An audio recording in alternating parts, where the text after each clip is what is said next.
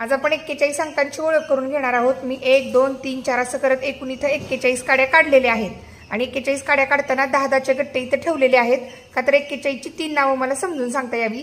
पहिले 41 चं नाव आहे 41, दुसरं नाव आहे 40 आणि 1 41 हे बघा 10 20 30 40 हे 40 आणि सुट्टा 1 41 आणि 41 चं तिसरं नाव आहे 4 दशक 1 41। 4 दशक कसे तयार होतात?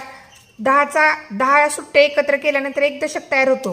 आता हे 10 हे 10 हे 10 आणि हे 10 एकत्र केले बघा, हा 1 दशक मिळाला, हा 2 दशक मिळाला, हा 3 दशक मिळाला आणि हा 4 दशक मिळाला।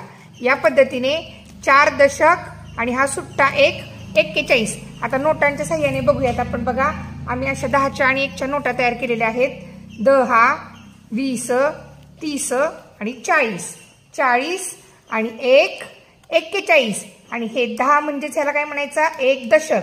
मग 4 दशक 1 41 आणि 40 आणि 1 41।